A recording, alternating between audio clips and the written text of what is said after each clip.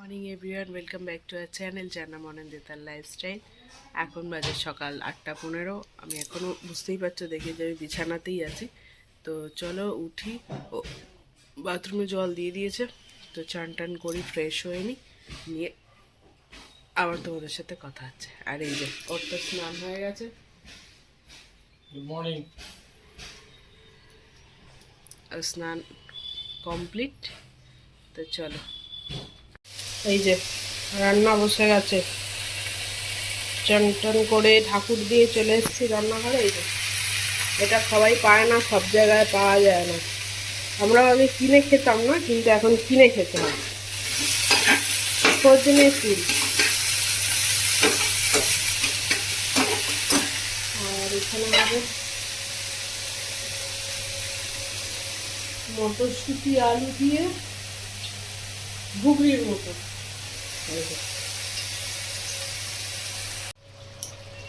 এই যে আমাদের মটরশুঁটির তরকারি রেডি, যেটা আমি খাই না, কিন্তু দেখতে পুরো ঘুগনির মতনই, সবুজেই আর কি। আর এখানে মাছের ঝোলের আলু একটু ভাপিয়ে নিচ্ছি।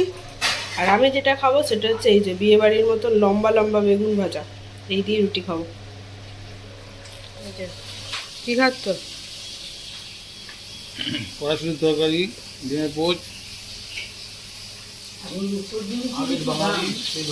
হ্যাঁ,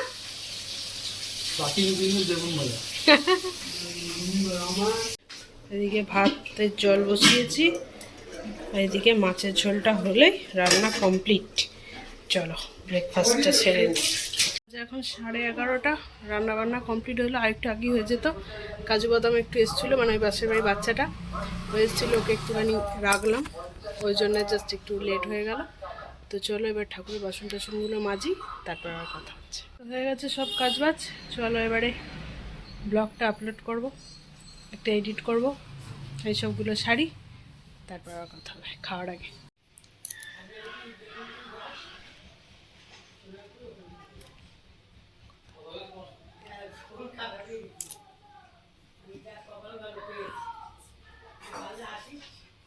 বেরিয়ে পড়েছি আমরা, কোথায় যাচ্ছি সেটা গিয়ে বলি রাস্তায়।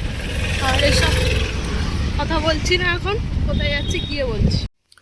তো আশা করি বোঝাই যাচ্ছে কোথায় এসছি। বাড়িতেই এসছি, বাড়িতে কিছু কাজ ছিল, তো এসে দেখো কি খাচ্ছি। এসেছি অনেকক্ষণ, যাওয়ার টাইম হয়ে গেছে, কিন্তু গল্প করতে করতে আর ব্লগটা করা হয়নি, তাই জন্য এখন করছি তোমাদেরকে জাস্ট জানানোর জন্য যে কোথায় এসেছিলাম। ও আসলে বেরিয়ে যাবো, তখন আবার তোমাদের সাথে কথা হচ্ছে।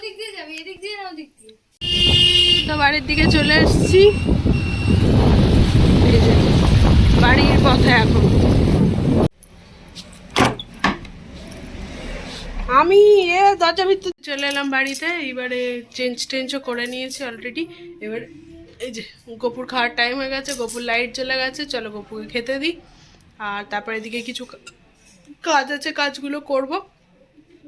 আর মা যাবে আজকে ডাক্তার দেখাতে, ভাইয়া নিয়ে যাবে। ভাইয়া কি ও যে ভাইয়া যদি দেরি হয় তাহলে ও নিয়ে যাবে, যা হোক একজন যাবে। আর এদিকে আমি আজকে রান্নার দায়িত্ব পুরোটাই। অন্য সময় মা আটা মেখে রুটি বেলে দেয়, আজকে পুরোটাই আমার দায়িত্ব। আর রাত্রিরে দেখি কি কি রান্না হয়, তোমাদের সাথে সব শেয়ার করবো। চলো, হবে হচ্ছে আজকে রাত্রে একটু চিকেন স্টু বানাবো, যার জন্যে পেঁপে, আলু, বিনস আর গাজর চারটে একটুখানি ভাপ দিতে বসিয়েছি। আর এটা হবে চিকেন পকোড়া সন্ধ্যের টিফিনে, যার জন্য একটা টক দই শুধু দিয়ে রেখেছি, আর কিছু দিইনি। আর এই চিকেনটা দিয়ে চিকেনের স্টুটা হবে। তো কী কী দিচ্ছি দেখাই। এই যে এটাতে রয়েছে, তারপরে এক হাতে খোলা সম্ভব না।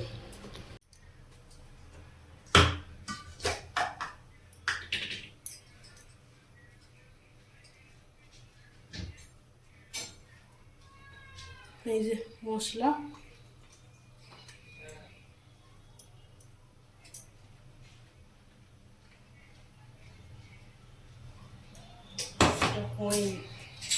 আর একবার ঘুরিয়ে আনি। এই যে মশলাটাও করেছিল কিন্তু হয়নি, আমি আবার করে আনলাম। ছোটটা থেকে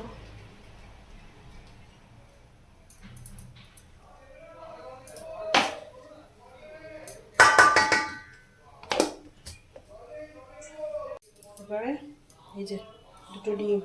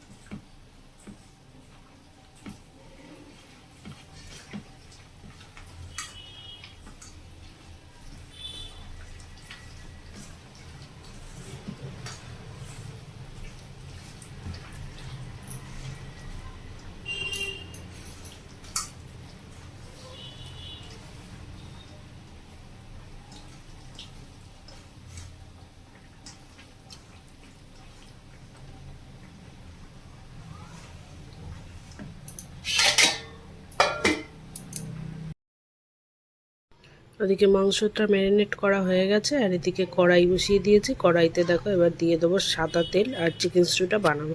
চিকেন স্টুটা যেহেতু সাদা সাদাই হয়, তো ওই জন্য সাদা তেল দিয়েই করব। তো সাদা তেলটা একটু বেশি পরিমাণ দিলাম, কারণ ভাপিয়ে রাখা সবজিগুলো একটুখানি লাল লাল করে একটু ভেজে নেবো। খুব লাল না হলেও হালকা লাল করে ভেজে নেবো ওগুলোকে। তো প্রথমেই পেঁপেটা আর আলুটা একটু ভেজে নিলাম, কারণ ওই দুটো সিদ্ধতে একটু টাইম লাগে। তারপর গাজর আর বিনসগুলো দিয়েছি, আর পেঁয়াজগুলো দেখো চৌকো চৌকো করে কেটে রেখেছিলাম, ওগুলোও দিয়ে দিলাম। দিয়ে এগুলোকে মোটামুটি একটা ভাজা ভাজা করে নেবো, কিন্তু যেন দেখতে হবে যে যেন খুব লাল লাল না হয়ে যায়, কারণ এটা তো যেহেতু সাদা সাদা হবে ওই জন্য।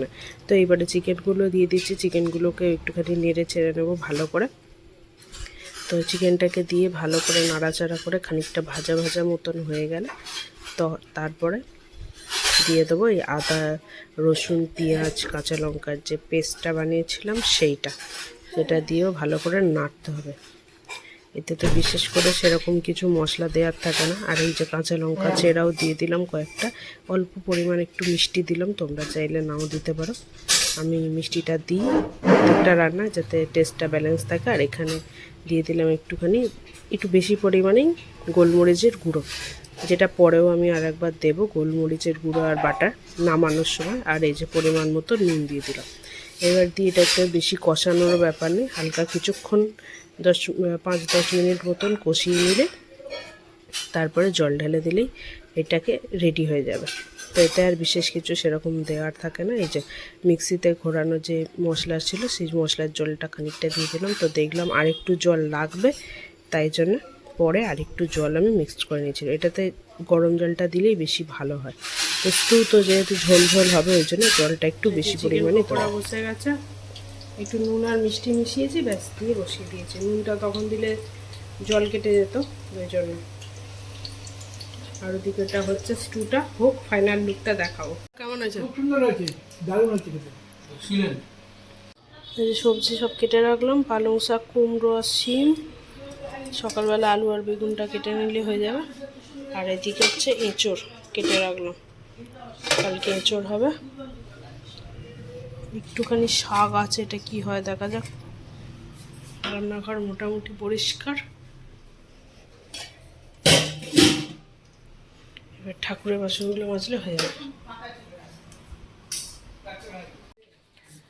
তো খাওয়া দাওয়া কমপ্লিট হয়ে গেছে। খাওয়ার দেখালাম না, কারণ তোমাদেরকে রেসিপি শেয়ার করে দিয়েছি আজকে কি রান্না হয়েছে, রুটি হয়েছে, কি হয়েছিল না হয়েছিল সবটাই তোমরা দেখেছো। তো এই জন্য আর খাওয়ার সময় বেকার ব্লগ করলাম না। তো খাওয়া দাওয়া হয়ে গেছে, এখন একটু এই যে টিভিতে গান দেখা হচ্ছে, আর এই আরেকজন ব্রাশ করছে এখন। তো আজকের ব্লগটা এই অবধি রইলো, ভালো লাগলে লাইক কমেন্ট শেয়ার করে দিও, চ্যানেলটাকে সাবস্ক্রাইব করতে ভুলো না। দেখা হচ্ছে পরবর্তী ব্লগে, ততক্ষণের জন্য টাটা।